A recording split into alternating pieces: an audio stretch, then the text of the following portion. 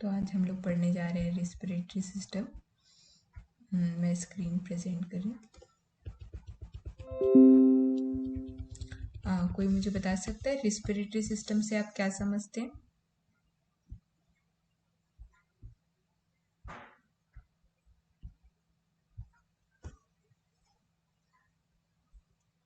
किसी को कोई आइडिया नहीं?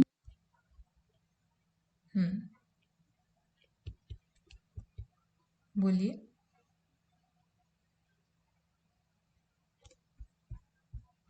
मैम, जो हम सांस लेते हैं, जो ब्रीदिंग की जो क्रिया होती है, वो कौन कौन से आर्गन से होते हुए जाता है, और वही सब जो क्रिया होती है उसी को रेस्पिरेटरी सिस्टम में हम पढ़ते हैं। जैसे हो गया फेरिंग्स, लेरिंग्स, लंग्स, ये सब के बारे में। ठीक है, आपने बहुत अच्छे से एक्सप्लेन किया। रेस्पिरेटरी सिस्टम एक ऐसा सिस्टम है जिसके अंदर उन सभी ऑर्गन्स के बारे में हम पढ़ेंगे जिससे हम हमारी श्वसन क्रिया को संचालित करते हैं।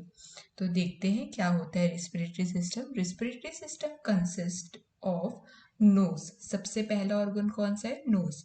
फिर है pharynx, लैरिंग्स, trachea, bronchi and lungs. ठीक है, इतने ऑर्गन जो होते हैं रेस्पिरेटरी सिस्टम में होते हैं, यहाँ से लेकर यहाँ तक। The primary function of this system is to furnish oxygen from individual tissue cell and to take the waste product and carbon dioxide product by those stem cell। ठीक है, तो इसका जो प्राइमरी फंक्शन होता है वो होता है ऑक्सीजन को हर एक इंडिविजुअल टिश्यू के पास लेके जाना और वहां से कार्बन डाइऑक्साइड यानी वेस्ट प्रोडक्ट और कार्बन डाइऑक्साइड से उसी सेल से लेकर शरीर से बाहर निकालना। ठीक है, ये इसका मेन फंक्शन है। दो प्रकार के रेस्पिरेशन होते हैं, एक्सटर्नल रेस्पिरेशन और internal respiration. External respiration is the process of inhaling oxygen into lungs and exhaling carbon dioxide. External respiration जो हम नॉर्मली करते हैं, हम इनहेल करते हैं ऑक्सीजन को लंग्स में और एक्सहेल करते हैं कार्बन डाइऑक्साइड को एनवायरमेंट में। This that process include the ventilation of lungs. इस प्रोसेस में हमारे लंग का वेंटिलेशन होता है, मतलब हम लंग्स में श्वास भरते हैं, और एक्सचेंज होता है, exchange of air in the lungs and blood. ठीक है, लंग्स और ब्लड के बीच में एयर का आदान प्रदान होता है with in capillaries of alveoli of the lungs. ठीक है, एल्वोलाइज जो होते हैं हमारे लंग्स के अंदर, उससे कैपिलरीज में आदान प्रदान होता है। ये कल हम जब सर्कुलेटरी सिस्टम पढ़ेंगे तो यही टॉपिक डिटेल में पढ़ा जाएगा कि कैसे ये सब चीजें होती है। फिर है इंटरनल रिस्पिरेशन। इंटरनल रिस्पिरेशन किसे बोलते हैं? Internal respiration is the metabolic process by which living cell use the blood flowing through capillaries absorbing the O2। ठीक है, तो जो हमारे सेल्स हैं हमारे बॉडी में, वो यूज करते हैं हमारे ऑक्सीजन को अब्जॉर्ब करके और फिर वो रिलीज करते हैं CO2 को।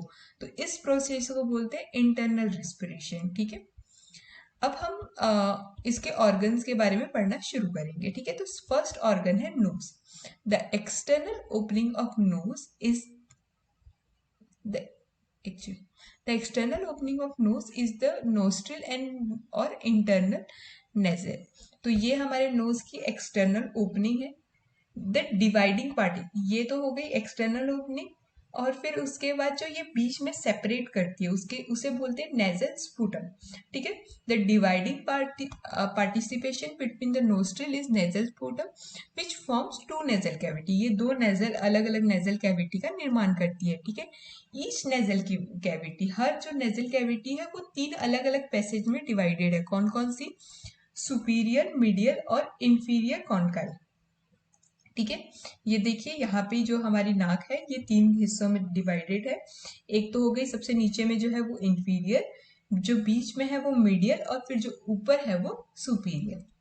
ठीक है, अब नोज के बारे में और देखते हैं क्या है। The concave passage lead to passageway called pharynx. ठीक है, जो ये हमारी जो खाली स्थान है हमारे नोज में, जो कॉन्काइव पैसेज है वो कहाँ जाके रुकती है? फेरिंग्स में। ठीक है, here the ears connected to the sinus. हमारी जो कान भी होती है ना, उसके भी ट्यूब्स आके उस साइनस पे कनेक्ट रहती है। द ईयर्स थ्रू द क्या है ये? इस्टोचियन ट्यूब्स। हमारी कानों से जो ट्यूब आके नाक पे मिलती है उसको बोलते हैं Eustachian tube. And even the eyes through the nasolacrimal duct. हमारी आंखों से भी दो डक्ट आती है, ये देखिए यहाँ से, जो नोज में कनेक्ट होती है। इसलिए आपने देखा होगा जब हमें सर्दी होती है तो हमारे आंखों से भी पानी आना शुरू हो जाता है और हमारे कान भी ऐसे सेंसेशन हो जाता है कि कुछ ज्यादा आवाज आती है तो चिड़चिड़ापन होता है। तो ये सब इसलिए होता है क्योंकि हमारे नोज से ये दोनों कनेक्टेड है डायरेक्टली। अब नोज के बारे में थोड़ा और देखते हैं क्या है। द पैलेटाइन, पैलेट बोन जो हम लोगों ने पढ़ी थी, हार्ड पैलेट, सॉफ्ट पैलेट, जो पैलेटाइन होती है। और मैक्सिला, मैक्सिला किसको बोलते हैं? जॉ बोन को। यहाँ पे जो जॉ बोन है ये सेपरेट करती है हमारे नेजल कैविटी को माउथ कैविटी से, ठीक है। हमारी जो नाक की ये कैविटी है इसको माउथ कैविटी से सेपरेट करने का काम पैलेटाइन और मैक्सिला बोन्स करती है। सीलिया, कल हम लोगों ने इम्यून सिस्टम में सीलिया टर्म पढ़ा था बार बार। ये देखिए ये जो है ये सीलियाज है, हमारे नेजल हेयर्स को सीलिया बोलते हैं।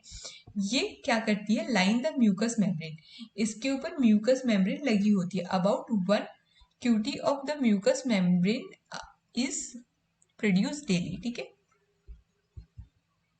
अब नोज के फंक्शन देखेंगे, नोज के क्या क्या फंक्शन होते हैं। It serves as an air passage way. सबसे पहला फंक्शन हमारी सांस का आदान प्रदान करने वाला जो रास्ता का काम करता है वो है नोज। फिर दूसरा क्या क्या है?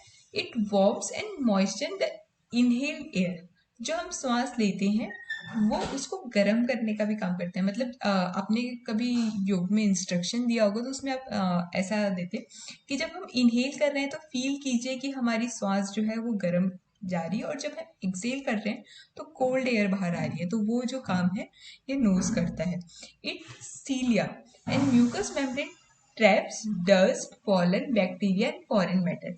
ये जो हमारे नाक में बाल होते हैं, सीलिया जो होते हैं, और म्यूकस मेम्ब्रेन होते हैं, इसका काम क्या होता है? डस्ट, पोलन और बैक्टीरिया और ये फॉरेन मैटर जो है उसको ट्रैप कर लें। ये चीज कल हम लोगों ने इम्यून सिस्टम में पढ़ी थी कि ये काम वो करते ही हैं। और उसके अलावा क्या करते हैं? It contain olfactory receptor. इसका मतलब है कि ये जो है खुशबू, बदबू, इन सबको भी स्मेल कर सकें। It adds in the phonation and the quality of voice. हमारी नाक का बहुत बड़ा रोल होता है हमारी स्पीच में, ठीक है। अब हम देखेंगे फेरिंग्स, ये हमारा दूसरा ऑर्गन है, ठीक है। नोज के बाद आ गया फेरिंग्स। फेरिंग्स को हमने बोला था gateway of the nasal cavity. The pharynx is the correct term for the throat. हम जिसे बोलते हैं थ्रोट इन्फेक्शन आ गया ये पे, तो ये जो टर्म है उसे हम अगर साइंटिफिक वे में देखा जाए तो उसको फेरिंग्स ही बोलते हैं। तो 3 प्रकार के फेरिंग्स होते हैं, नेजोफेरिंग, ऑर्थोफेरिंग्स एंड लैरिंगोफेरिंग्स, ठीक है। तो फेरिंग्स क्या होता है? It is a muscular and membranes tube that is about 5 inch long, ठीक है। ये मस्कुलर मसल से बना होता है और मेम्ब्रेनस ट्यूब होता है जो 5 इंच लंबा होता है, extending downward to the back of the skull. हमारे स्कल के जस्ट पीछे वाले रीजन पे होता है। It eventually becomes the oesophagus. ये आगे बढ़ के इसोफोगस का पार्ट बन जाता है। नेजोफेरिंग इज बिहाइंड द नोज। ये एक कॉमन बात है कि जो नोज के पीछे वाला है वो नेजोफेरिंग्स है। माउथ के पीछे वाले हिस्से को ऑर्थोफेरिंग्स बोलते हैं, और जो लैरिंग्स है मतलब हमारी जो आवाज आती है यहाँ से, उसको बोलते हैं लैरिंगोफेरिंग्स, ठीक है। इसमें बताया गया कि फेरिंग्स के 7 ओपनिंग है, पर आगे में अपने आप इसमें बाद में इसमें कंफ्यूज कर दिया गया है कि 5 ओपनिंग्स है। तो देखते हैं कितनी है। लैरिंग्स में 5 ओपनिंग्स है मेनली। 2 ओपनिंग्स होती हैं हमारी कानों की ट्यूब से, जिसको बोलते हैं इस्टियन ट्यूब। 2 ओपनिंग होती है हमारे नाकों के पीछे से, और 1 ओपनिंग होती है माउथ के पीछे से। इसका मतलब 5 ओपनिंग हुई, ठीक है। फेरिंग्स आप लोग को समझ तो आ रहा है कि सारी कहानी की तरह आगे बढ़ रहा है?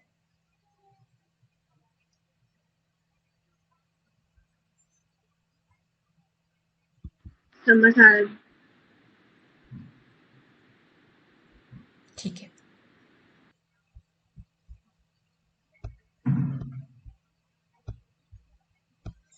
Pharynx.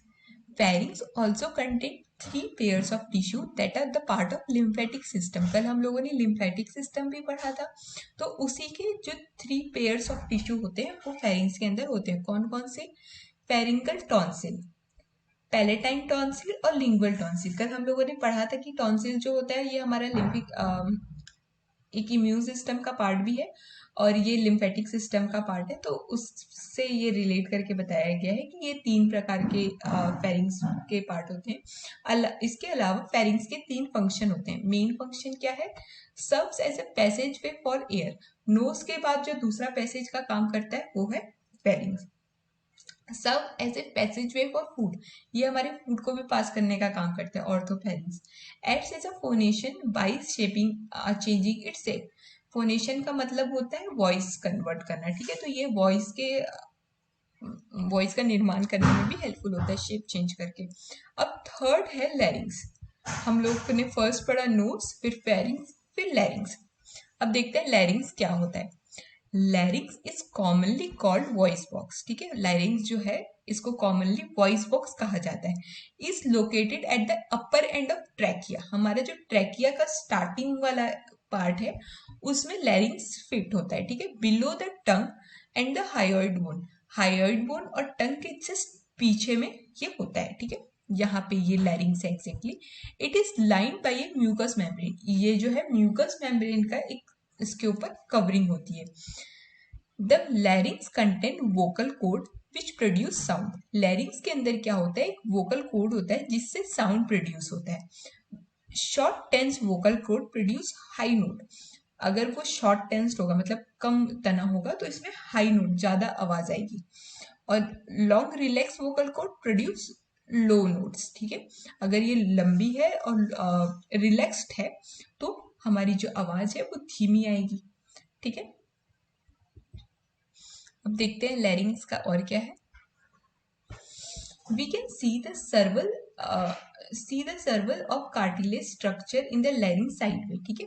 ये जो लैरिंग्स है इसके बाद में हम थायराइड कार्टिलेज देख रहे हैं, एपिग्लॉटिक्स देख रहे हैं और क्रिकॉइड कार्टिलेज देख रहे हैं. ये क्या है देखते हैं, ठीक है. थायराइड कार्टिलेज और एडम एप्पल. ये जो एडम एप्पल होता है जो मेल्स में स्पेशली ज्यादा दिखाई देता है, ये क्या है? Allowing a longer vocal cord and contributing a deeper male voice. ये जो थायराइड कार्टिलेज होता है जिसको हम एडम एप्पल बोलते हैं, ये क्या करता है? ये लॉन्गर वोकल कोड को प्रोड्यूस करता है जिसके वजह से जो आवाज है वो थोड़ी दबी आती है.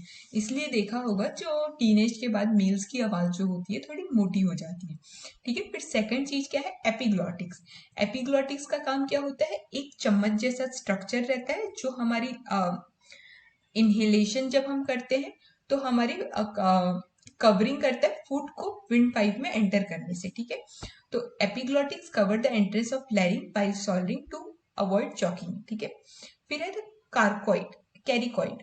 Cartilage contain the vocal cord. ये जो कैरिकॉइड कार्टिलेज है इसी के अंदर हमारा वोकल कोड होता है, ठीक है.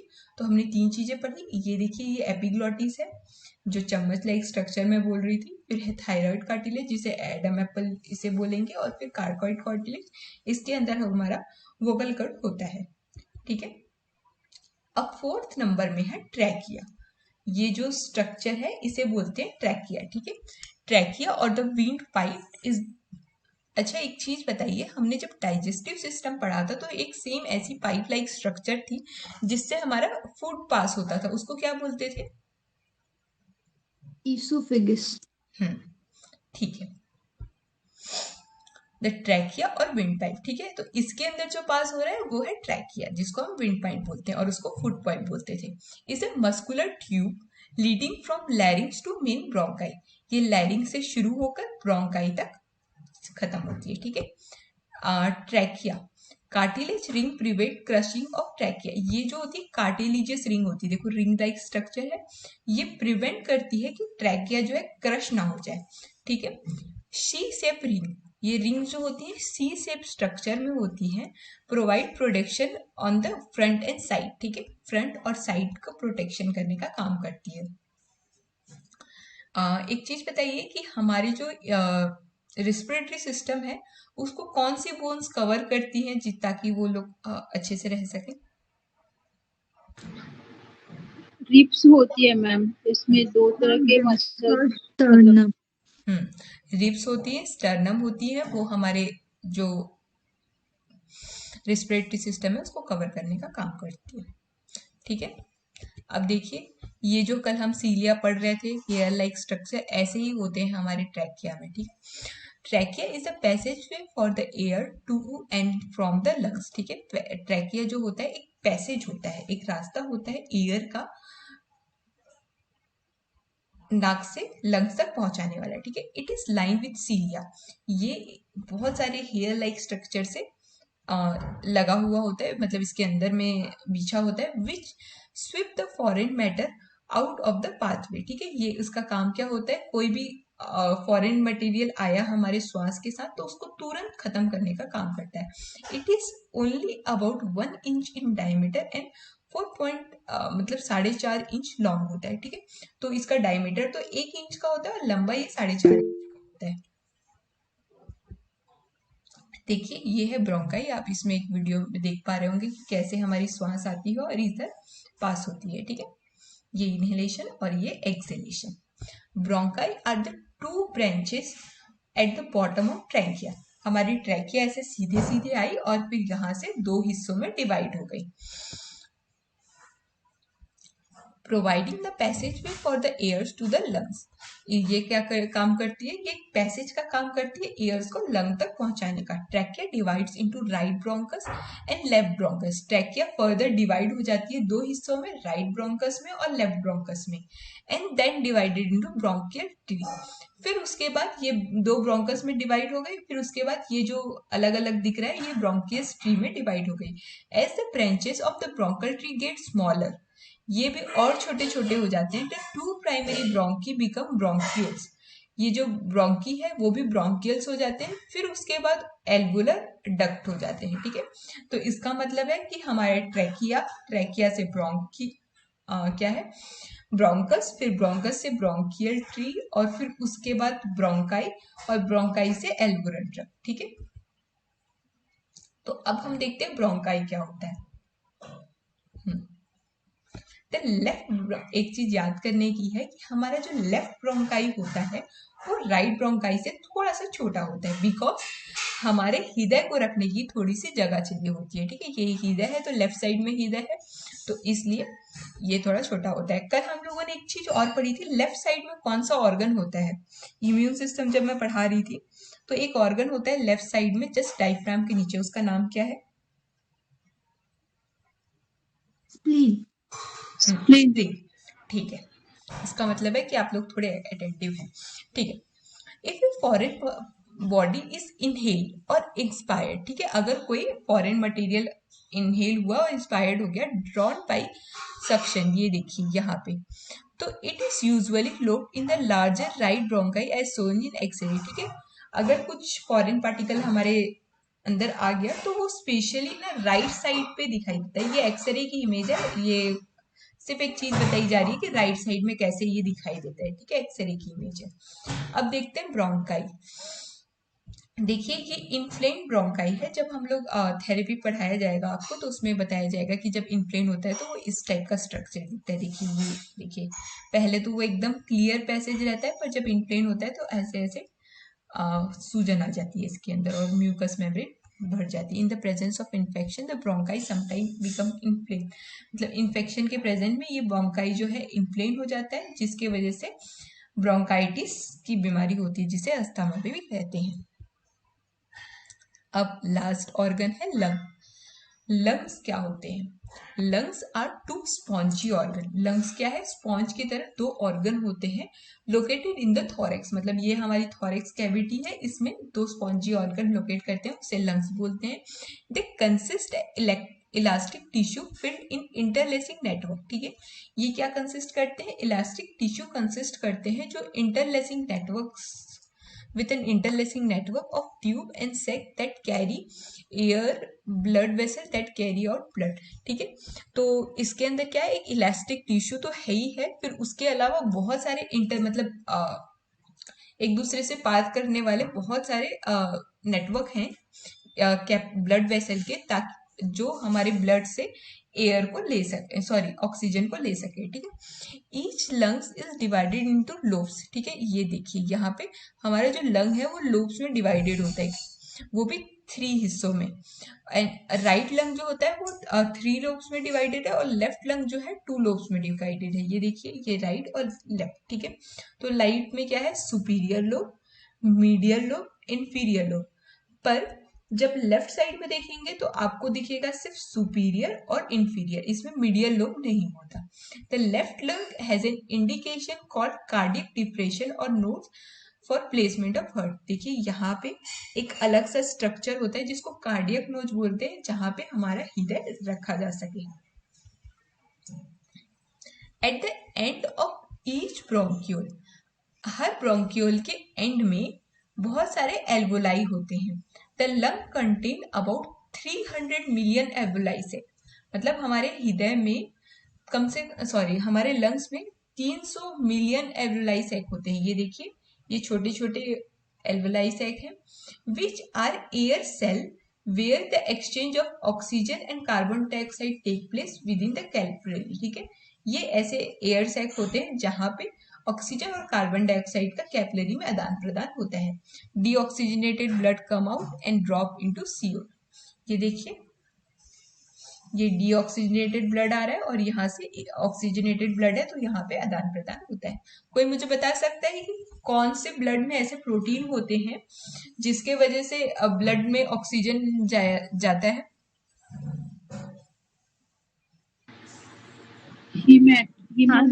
हीमोग्लोबिन। एक साथ कितने ब्लड से जा सकते हैं, मतलब एक साथ कितने ऑक्सीजन मॉलिक्यूल जा सकते हैं एक टाइम पे? मतलब एक हीमोग्लोबिन में कितने साइट होते हैं, मैं ये पूछ रही हूँ। 4 साइट होते हैं, ठीक है। अब है लंग्स का और आगे continue part. The base of the lungs rest on the diaphragm, ठीक है। ये जो लंग्स का बेस होता है वो डायफ्राम में रेस्ट करता है, ठीक है। ये डायफ्राम है जिसका स्ट्रक्चर पैरासूट टाइप होता है, ठीक है। A muscular wall separating the thorax from abdominal cavity. हम लोगों ने जब फर्स्ट क्लास की थी तो 3 प्रकार की कैविटीज पढ़ी थी, थोरेक्स कैविटी, एब्डोमिनल कैविटी। तो जो डायफ्राम होती है वो हमारे थोरेक्स कैविटी को एब्डोमिनल कैविटी से अलग करती है। It is involve into respiration, ठीक है। ये रिस्पिरेशन में इन्वॉल्व होती है। Drawing downwards the chest during inhalation. इसका काम क्या होता है, जब हम इनहेल करते हैं तो ये नीचे की ओर आती है, और जब हम एक्सेल करते हैं तो ऊपर की ओर जाती है, ठीक है। ये टाइडल वॉल्यूम है। टाइडल वॉल्यूम हम लोग थोड़ी देर बाद पढ़ेंगे, क्योंकि ये जो tidal volume and total lungs capacity है, ये सबसे इंपॉर्टेंट टॉपिक है आपके रिस्पिरेटरी सिस्टम का। इससे हर साल क्वेश्चन आते हैं। एक बार देख लेते हैं यहीं पे टाइडल वॉल्यूम क्या होता है। Refers to the amount of air inhale और एक्सेल ड्यूरिंग नॉर्मल ब्रीदिंग। जब हम नॉर्मल सांस प्रश्वास ले रहे हैं तो उस समय जो हम जितनी सांस लेते हैं और जितनी सांस छोड़ते हैं उसी को बोलते हैं टाइडल वॉल्यूम, ठीक है। और टोटल लंग कैपेसिटी किसे बोलते हैं, जो जितने भी अभी आगे पढ़ेंगे, टाइडल वॉल्यूम, रेसिडुअल वॉल्यूम और टोटल लंग, इन सबको मिला देंगे तो उसको बोलते हैं टोटल लंग कैपेसिटी।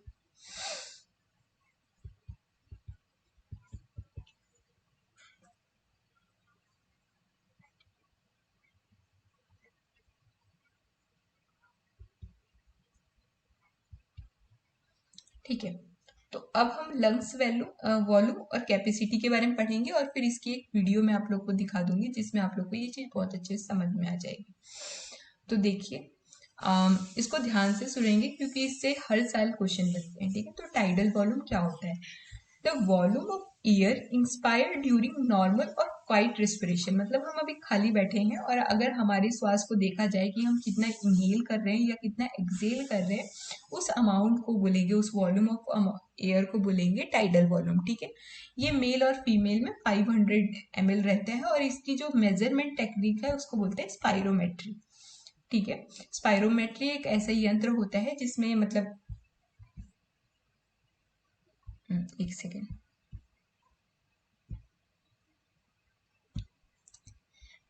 ऐसे टाइप का एक डब्बा होता है जिसमें 3 एक सेकेंड, तीन स्पेस होते हैं और इसमें बॉल लगी होती है, ऐसे तीनों में बॉल लगी होती है और यहाँ से एक पाइप होती है जिससे हमें ये बोला जाता है कि हम जोर से सांस फूके, तो स्पायरोमेट्री से मेजर किया जाता है कि कितना उसमें वॉल्यूम आया है। ठीक है, तो ये होती है स्पायरोमेट्री। फिर है इंस्पिरेटरी रिजर्व वॉल्यूम।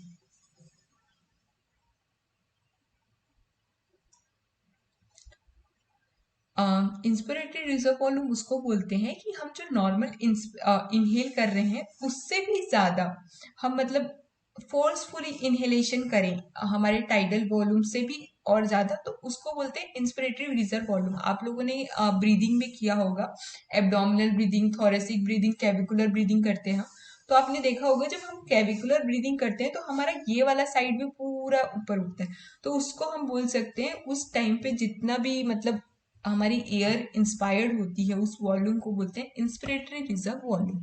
ठीक है, फिर उसके बाद है expiratory reserve volume. Expiratory reserve volume क्या है, जितना हम सांस छोड़ते हैं उससे भी ज्यादा हम जब फोर्सफुली एक्सेल करें, मतलब टाइडल वॉल्यूम तो वो है जो हम नॉर्मल बिना एफर्ट्स के हम सांस छोड़ते हैं, फिर उसके बाद एफर्ट्स लगा के फोर्सफुली अगर हम सांस छोड़े उसको बोलते हैं एक्सपिरेटरी रिजर्व वॉल्यूम, जो होती है 1000 इन मेल्स और फीमेल्स में 700 होती है। ठीक है, फिर है मैम रेसिड्यूअल। हाँ, इंस्पिरेटरी में क्या मतलब श्वास लेने पर प्रेशर देते हैं, छोड़ने पर प्रेशर देते हैं?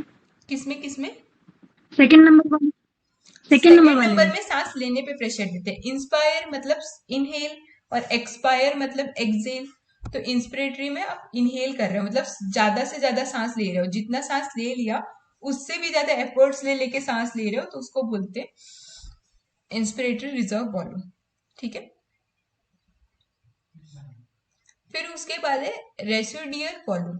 ठीक है, ये रेसिडुअल वॉल्यूम इसको बोलते हैं जब हमने सारी सांस छोड़ दी फिर भी हमारे लंग्स में बहुत सारी एयर रहती है, the volume of air that remains in the lung at the end of max expiration. मतलब आपने सांस छोड़ दी, मैक्सिमम अपने लेवल पे सांस छोड़ दी, फिर भी हमारे लंग्स में एयर रहेगी, उसको बोलते हैं रेसिडुअल वॉल्यूम।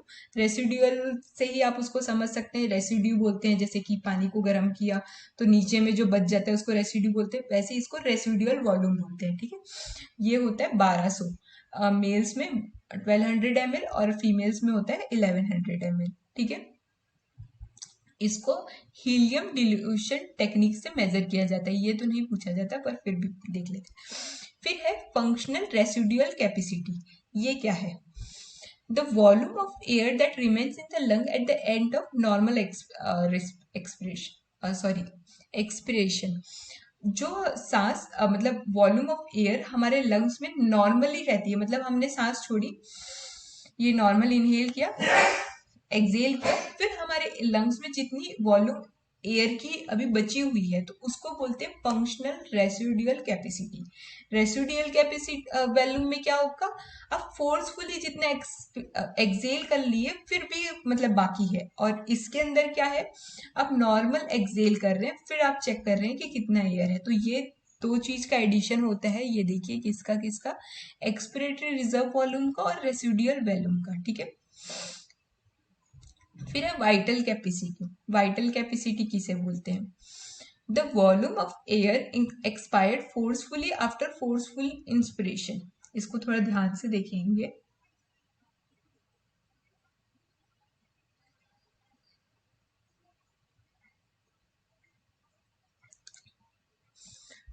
इसको ना पीछे से देखिए, एकदम फोर्सफुल इनहेल किया हमने, जितना ज्यादा ले सकते हैं, फिर उसके बाद फोर्सफुल एक्सपेल किया, तो उसी को वॉल्यूम को बोलते हैं vital capacity, the volume of air expired forcefully after forceful inspiration. मतलब फोर्सफुल इंस्पिरेशन ये वाला जो है, हमने फोर्सफुल इनहेल किया जितना ज्यादा हम कर सकते हैं, तो इसके अंदर क्या आएगा, इंस्पिरेटरी रिजर्व वॉल्यूम, फिर टाइडल वॉल्यूम जो हम नॉर्मल करते हैं, और फिर उसके बाद फोर्सफुली जब हम सांस को छोड़ रहे हैं तो उसको बोलते हैं एक्सपिरेटरी रिजर्व वॉल्यूम, इन तीनों का जो एडिशन होता है उसको बोलते हैं वाइटल कैपेसिटी, इसको भी स्पायरोमेट्री से मेजर करते हैं। और टोटल लंग्स कैपेसिटी की इसको बोलते हैं, इन सभी का एडिशन जो होता है ना इसको बोलते हैं total lung capacity, maximum air in the lungs after maximum inspiration. ठीक है, जितना ज्यादा आप सांस भर सको, फिर उसके बाद हम अगर लंग्स की एयर कैपेसिटी देखें तो उसको बोलते हैं टोटल लंग्स कैपेसिटी। अभी एक वीडियो चालू करती हूँ मैं, फिर उसमें आपको ये चीजें और अच्छे से समझ में आ जाएगी। 1 मिनट बस।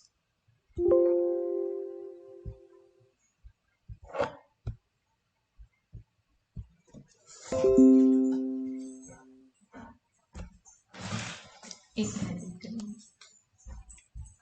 मेरा phone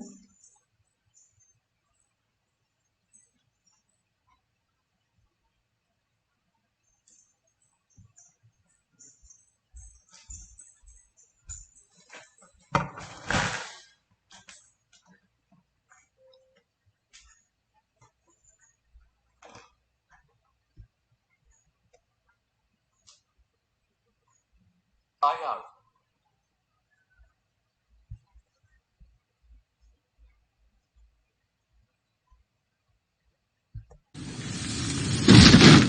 Wait! Did you download Grammarly? Do you get confused about various lung volumes and lung capacities?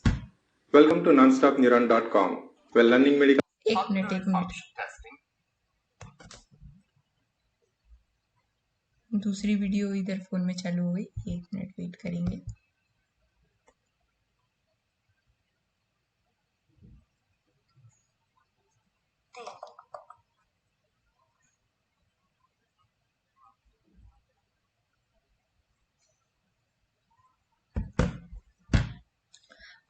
अभी आप लोग जो बोलेंगे उसकी आवाज मुझे नहीं आएगी, मैं इसको स्टार्ट कर रही हूँ।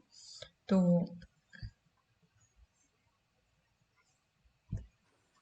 Do you get confused about various lung volumes and lung capacities? Welcome to nonstopneuron.com, where learning medical concepts is as easy as watching cartoons. In this video, we will learn about lung volumes and lung capacities. Let's get started. This is my diagram to understand lung volumes. This side is the lung, and this side is atmosphere. This opening represents nose, and this bar represents all the air that can be contained in lungs. Let's see various volumes which are part of this bar. First, tidal volume. During quiet respiration, we breathe this much air in and out. It is called tidal volume. It is about 500 ml in healthy adult male. Now, after quiet expiration, that is, after expiring tidal volume, one can expire even more air with forceful efforts. Maximum of this extra air that can be expired this way is called expiratory reserve volume. It is about 1100 ml in adult male. You see this part? This air can never be removed no matter how hard one tries. This volume is called residual volume. It is about 1200 ml. Now, after quiet inspiration, that is, after inspiring tidal volume, more air can still be inspired with forceful efforts. Maximum extra air that can be inspired this way is called inspiratory reserve volume. It's about 3000 ml. So these are various lung volumes. Quick revision. Tidal volume is the volume that we inspire and expire with each breath. Inspiratory reserve volume is extra air that can be inspired after quiet inspiration. Expiratory reserve volume is extra air that can be expired after quiet expiration. And residual volume stays in lung even after forceful maximum expiration. Now lung capacities. Capacities are various combinations of volumes. This state is after quiet expiration. Let's see inspiratory capacity here. It is tidal volume plus inspiratory reserve volume. This is the volume that one can breathe in after quiet expiration. It's about 3500 ml.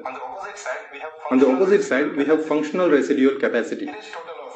It is total of expiratory reserve volume and residual volume. It's the volume of air that's always there in the lungs under normal restful breathing. It's about 2300 ml. Now vital capacity. It is sum of inspiratory reserve volume, tidal volume, and expiratory reserve volume. This is the maximum amount of air that you can breathe in and out with forceful respiration. Normally, it's about 4,600 ml. Finally, total lung capacity. It is sum of all the volumes, basically total volume of air that lungs can hold. It is about 5,800 ml in healthy adult male. All the volumes and capacities are 20 to 25% less in females than in males. That's it, friends. Please check out other videos as well.